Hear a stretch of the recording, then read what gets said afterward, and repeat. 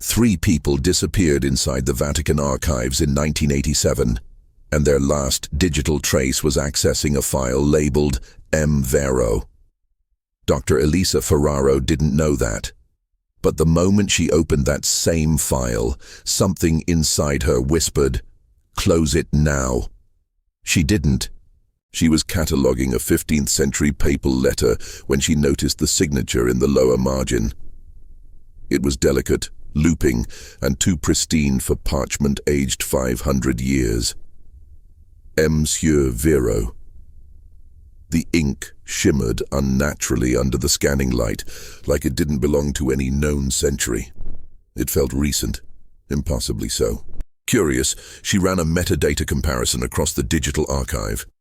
The same name emerged again and again in documents from 1311, 1492, 1666, 1799, 1870, and even 1942. Different languages, different topics, but always the same hand, the same signature, as if time itself had a single author. Each document referenced major historical shifts, from papal conclaves to excommunications and wartime strategies. She checked the forensic lab reports. Ink age matched each document's estimated creation. No evidence of tampering. It wasn't added later. It was original. Yet every document signed M. Vero had been flagged for limited access or marked S-class restricted. Someone was hiding a pattern, and they were doing it well. The archivist who previously handled the file had retired suddenly, no forwarding address. Her hands trembled as she printed the metadata summaries. She placed them in a folder labeled Personal Review.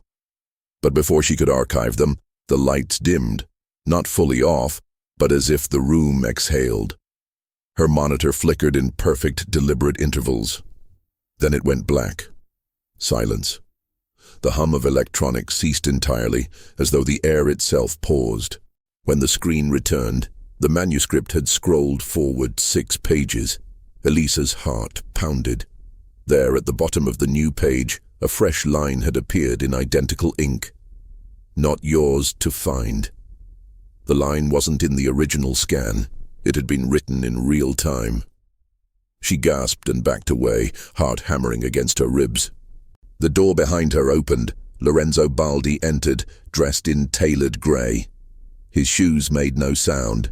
His Vatican pass swung gently from his lapel like it belonged to someone else. "You've seen it," he said, his voice smooth as silk. "You need to delete everything. This name isn't history, it's a warning." His eyes locked on hers, calm but cold. That night, unable to sleep, Elisa reviewed the security feed. At exactly 2:41 a.m., the hallway outside her lab went dark. 5 seconds later, a cloaked figure walked past her door, slow and deliberate, face hidden. When the lights returned, he was gone. One file on her desktop had been renamed Vero Continua TIFF. The next morning, Vatican security denied any power outage had occurred. No logs, no glitches, no anomalies. But Elisa knew what she saw, and what she hadn't seen. The man in the cloak had no reflection. She rewound the footage 5 times. The hallway mirror caught nothing but emptiness, like the shadow had passed through light without casting any trace. She decided not to report it. Who would believe her? Instead, she searched the access logs again, hoping for a glitch, a clue, anything. But the 2:41 a.m. window showed no badge entries, no movement, as if whoever walked past her door didn't exist in the system at all. Even the motion sensors logged a dead zone. It was as if the space had gone blind. Lorenzo Baldi reappeared at noon. This time he knocked lightly before entering her office. "You're still here," he said with a tone that wasn't surprise. It was calculation. "Tell me, Dr. Ferraro, what do you believe Monsieur Vero is?" He sat down without invitation, crossing one leg over the other. His cologne smelled faintly of myrrh and dust. Elisa didn't answer. Instead, she opened her laptop and showed him a document she'd hidden offline, a scan of a 14th century papal decree. At the bottom, just above the seal, the signature, M. Vero. "It's not a person," she said. It's something else, a pattern, a hand behind history. Her voice cracked slightly. She hadn't realized how afraid she was until she said it out loud. Lorenzo stared at the screen in silence. Then, quietly, he said, I saw that document in Paris, in a private collection. It disappeared 2 years ago. You're telling me it's back in Vatican hands? There was a flicker of fear in his voice, for the first time. He leaned closer as if proximity might change the truth. She leaned forward. Why does this name matter to you? Lorenzo's eyes narrowed. Because I've seen it before.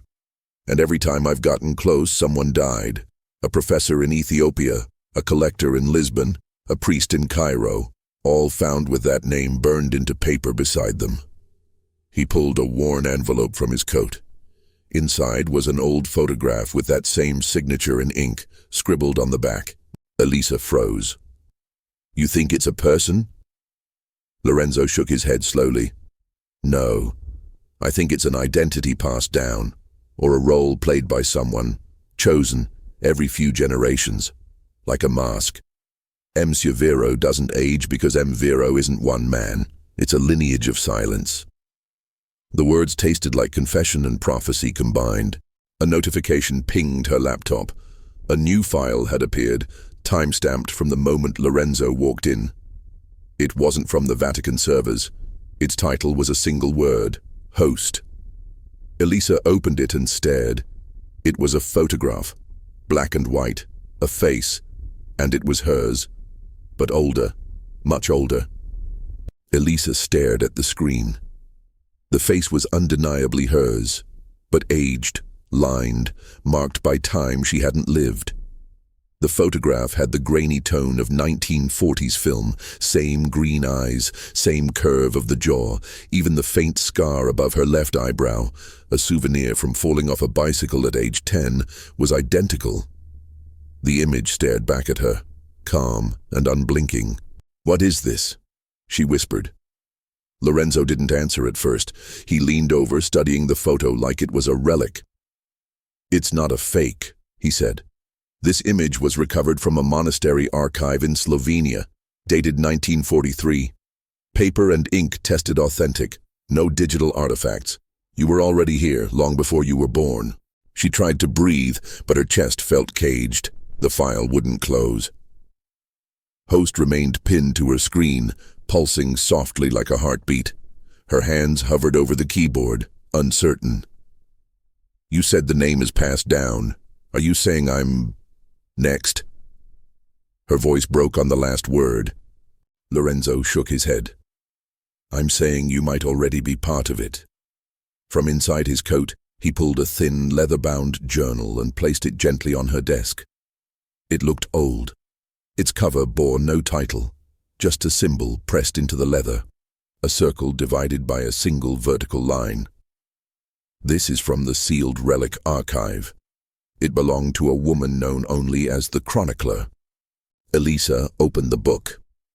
Inside were fragmented entries, written in Latin, Greek, and archaic Italian. Margins filled with ink drawings, facial sketches, anatomical notes, maps with no labels. She flipped to a fold-out page. A genealogical tree sprawled across it. At the end of one line, a gap. A blank space beside a sketched face that looked hauntingly like her own. The chronicler recorded transitions, Lorenzo explained. Each time the identity moved from one host to the next. The sketch is unfinished. Whoever was meant to follow her hadn't accepted the role yet. He looked at her with something between dread and awe. Until now. Elisa stood abruptly. The room swayed. She clutched her desk for balance. You think this is fate? A bloodline of ghosts? I'm a historian, not part of some occult tradition. Her voice rose, sharper now. Fear was still there, but layered with resistance. I don't want any of this. Lorenzo's eyes narrowed. It doesn't matter what you want. The archive recognizes you. The identity doesn't ask, it awakens. Now that you've seen the name, the face, the record, it's already begun. Just then, Every light in the room flickered violently and went out. In the silence, something whispered her name. Total darkness swallowed the room. Elisa's breath caught in her throat. Her fingers fumbled across the desk for her phone, but it was gone. The whisper had come from behind her, soft, low, deliberate. Her name, spoken not in a voice she knew, but in one she felt, like memory or dream echoing through the marrow of her bones. Lorenzo struck a match. For a second, the flare illuminated the contours of his face, stoic, unreadable. He lit a thick candle retrieved from a drawer. "Power loss like this isn't random," he said. "Not in this building. Not in this wing." The flame flickered wildly, casting monstrous shadows on the walls and ceilings. The temperature in the room had dropped sharply. "We need to get out of here," Elisa said, her voice shaking. She stuffed the leather journal into her satchel, its spine still warm. They exited the office, stepping into the corridor. No emergency lights, no hum from the servers. Only the rhythmic echo of their steps over ancient stones and the distant sound of dripping water, like time itself was leaking. When they reached the elevator, the doors opened without light or sound, just a gaping black cavity. Lorenzo hesitated, then shook his head. No, the stairs. They turned, but froze. At the far end of the corridor, a figure stood motionless, hooded, watching. Its silhouette was unnaturally still, as though carved from the dark itself. Elisa's breath caught. The figure raised an arm, slowly. A single gloved finger pointed toward her. Nothing else moved. The gesture was too slow, too intentional to be mistaken. Her knees buckled. Lorenzo caught her. "Don't look back," he whispered harshly. "They only follow if you see them. That's how they mark you." They ran. Down twisting stairwells, beneath old security gates, through a door Lorenzo opened with a key she'd never seen. They passed into a cold chamber lined with ancient objects, scrolls, codices, reliquaries behind cracked glass, stone tablets etched with forgotten alphabets. The air smelled of ash, cedar, and something metallic. A space out of time. "What is this place?" Elisa gasped. "The manuscript vault," Lorenzo said. "This level doesn't appear on any maps. Only 3 people have access. My key, and now—" He reached into his coat and placed a medallion in her palm. Brass. Heavy. Etched with the same vertical-lined circle from the journal. "Now it knows you." She stared at it. The metal pulsed with warmth, as if it had been in someone's hand moments ago. Before she could speak, a rustling sound echoed from deep within the vault, pages turning in the dark. Then, slowly, a golden light flickered to life at the far end of the corridor, as if something or someone was inviting them forward. The candle flame leaned in that direction, like gravity had shifted. The light in the corridor didn't flicker like a faulty bulb. It pulsed, slow and rhythmic, like a heartbeat echoing in the stone. Elisa and Lorenzo walked toward it, the candlelight stretching and bending their shadows along the walls. With each step, the rustling of unseen pages grew louder, accompanied now by faint whispers. Half-languages, unfinished sentences, the sound of thought before it becomes speech. The corridor opened into a circular chamber, the ceiling arched high above them, painted with faded celestial maps. Around the room, glass cases stood like sentinels. Inside each, a manuscript lay open, as if paused mid-thought. None bore titles, authors, or covers, just dense symbols, spirals, and maps of places Elisa had never seen. The air was colder here but charged, like just before a storm. In the center stood a pedestal carved from dark wood. Upon it sat a single closed book, thick, black, without markings. No title, no author, just silence. The glass protecting it was cracked from the inside, shards resting on the pedestal's base. Something had opened it before. Something inside had tried to get out. The Codex Eterno. Lorenzo whispered, said to predate all known writing systems. No scholar has decoded it. The few who tried went blind or vanished. One left behind only a note. It remembers who reads it. His reverence was laced with fear. Elisa stepped forward. Her reflection rippled in the broken glass like water. The whispers grew louder, sharper, then her hand moved, as if pulled, not by impulse but invitation. She touched the book's edge. The candle died instantly. Yet the chamber didn't darken. It glowed. The light came not from fire, but from knowledge itself. Soft blue light emanated from the book's cover. Symbols began to lift into the air, floating, shifting, collapsing into lines. One phrase formed in Latin, Veritas habet custos. The words hovered before her like breath on cold glass. Truth has a guardian, she translated aloud. The moment she spoke, something shifted in the stone beneath their feet. At those words, every manuscript in the room reacted. Pages flipped violently as though a wind had entered only their worlds. The chamber trembled. Dust fell from the ceiling. Lorenzo shouted, trying to pull her back, but Elisa couldn't move. The book opened by itself. Pages turned, 1311, 1492, 1666, 1799. Each entry described a new guardian, always a woman, always marked, always found, always watched. The final page was blank, but it glowed. And as Elisa looked up, a mirror rose from the stone wall. Her reflection stared back, older, robed, holding a quill. Behind her in the glass, cloaked figures gathered, silent and watchful. Then, all at once, the voices whispered her name, not a whisper this time, a vow. The vow echoed long after the sound faded. Elisa stumbled back from the mirror, her pulse pounding in her ears. Lorenzo grabbed her by the shoulders. "Are you still with me?" he asked. She nodded barely. Her voice failed her, but her eyes burned with something new. Recognition, not fear, acknowledgement. The Codex Eterno closed itself. The light receded. In the sudden dimness, the room seemed to inhale, as if everything within it had been waiting for this moment. Lorenzo took her arm and guided her to a narrow alcove carved into the wall behind the pedestal. "We're not alone here," he said quietly, "and we haven't been for a long time." The alcove led to a spiral staircase plunging into the dark. There were no railings, no torches, only the distant glimmer of something gold far below. As they descended, the temperature dropped further. The stone walls turned damp. The air shifted, thick with oil, parchment, and age. The only sound was the soft echo of their steps and Elisa's breathing. After what felt like minutes, they reached a wooden door reinforced with iron bands. Strange glyphs were carved along its frame, symbols she recognized from the Codex. Lorenzo pulled from his coat a long silver key etched with the vertical lined circle. The lock clicked with a sound that echoed deep.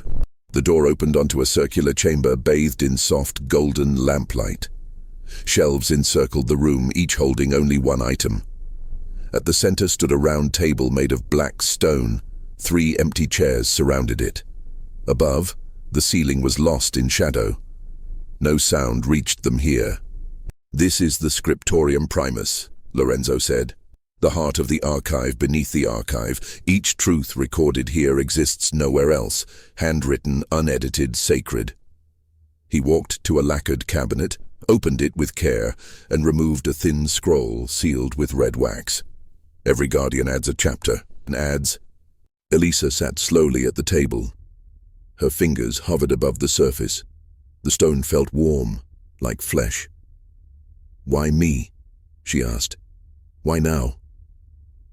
Lorenzo didn't answer right away. Then, solemnly, he placed the scroll in front of her.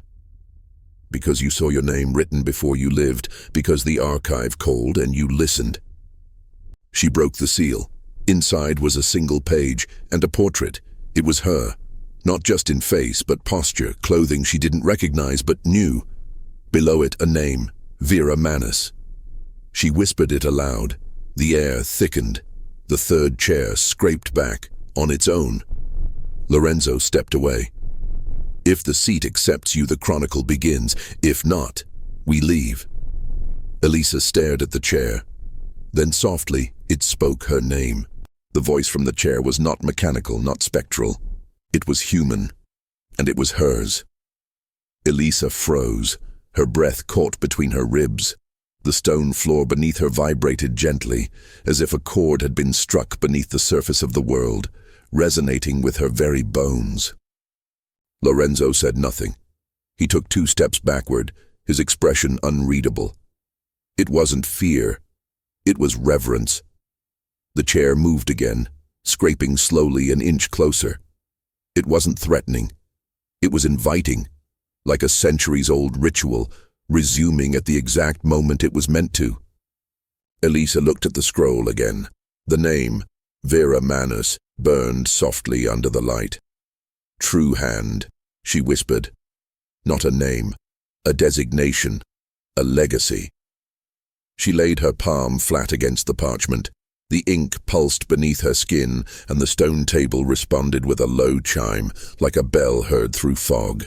Around the room, the shelves shifted. Books realigned themselves, some even opening slightly as though breathing. A soft harmonic hum rose from the chamber, deep and resonant, like a choir exhaling. The temperature climbed slightly. The candlelight swayed without wind. Dust lifted from the floor, caught in unseen currents. The chair no longer moved. It waited. Elisa lowered herself into it slowly, and as her back touched the carved stone, her vision altered, not blacking out, but expanding. The chamber remained, yet layered atop it were images, memories. She was seeing across time, through layers of presence etched into the room itself. Faces emerged, women seated just as she was, wearing robes of many eras. One wore armor with Latin inscriptions. Another held an abacus and scrolls. Some smiled gently. Others had eyes filled with tears. Each bore the same mark above the left brow. One leaned forward in the vision and whispered, "It's time." The vision faded. The air thickened. Lorenzo bowed his head. "She's accepted," he said, his voice hushed. "The chronicle continues." From a hidden seam in the table, a single sheet of parchment emerged. A quill rose beside it, its metal tip glinting in the candlelight. Elisa reached out. The pen settled into her fingers like it had waited centuries. She wrote her name, Elisa Ferraro. The ink glowed faintly, then twisted. The letters rearranged themselves into Vera Manus. The parchment turned on its own. On the next page, new text began to form, as though dictated by invisible voices. A new chapter, beginning with today's date. She wasn't just chronicling history, she had stepped into its bloodstream. The ink dried instantly. The glowing letters of Vera Manus faded into the parchment, absorbed like breath into lung. Elisa sat motionless, the quill still in her hand. The silence in the chamber wasn't emptiness. It was reverence, thick and ancient, as though the walls themselves were holding their breath. Lorenzo didn't approach. He remained where he was, eyes lowered. "You've crossed," he said. "There's no unknowing now, only remembering." His voice had changed, softer, almost distant, as if he were no longer speaking to Elisa, but to the archive itself, now acknowledging its newest voice. The pages before her continued to fill with words. She wasn't writing them. Her hand rested still, yet the ink danced, flowing in tight, looping calligraphy. Dates, names, decisions, secrets that had altered history but never made it into any official book. The chronicle knew what to say. She was only the vessel. The candles began to extinguish one by one, like breathing slowed to a hush. The temperature dropped again. The chair beneath her pulsed faintly, as though alive. She understood now. It wasn't the archive that recorded time. It was the guardians. Each entry wasn't written. It was lived. A drawer opened in the table with a small click. Inside was a metal band, circular like a bracelet or a shackle, etched with the vertical lined circle. She picked it up. The moment it touched her skin, it sealed around her wrist. A perfect fit. A pulse traveled up her arm and settled behind her eyes, and suddenly she could remember things she hadn't lived. Lorenzo finally stepped forward. "You won't stay here," he said. "Not forever. You'll return to the surface. You'll live as you always have. But you'll see differently now. You'll know when things shift, when truth is rewritten. You'll feel it, like a skipped heartbeat in history, and you'll know what to do." "And you?" she asked. "What happens to you?" He smiled faintly. "My role was never to record, only to find the one who could." He reached into his coat one last time, leaving a second band on the table. "There will be others like you. In time, you'll find them." Then he turned and walked into the shadows, vanishing without sound. Alone now, Elisa looked back at the chronicle. The last line on the page had changed. It no longer said Vera Manus. It said Custodia Tempus, Guardian of Time. Her eyes closed briefly. When she opened them, the candle beside her flared to life again. And somewhere, deep beneath the Vatican, a new page turned. The chronicle had begun to write its future.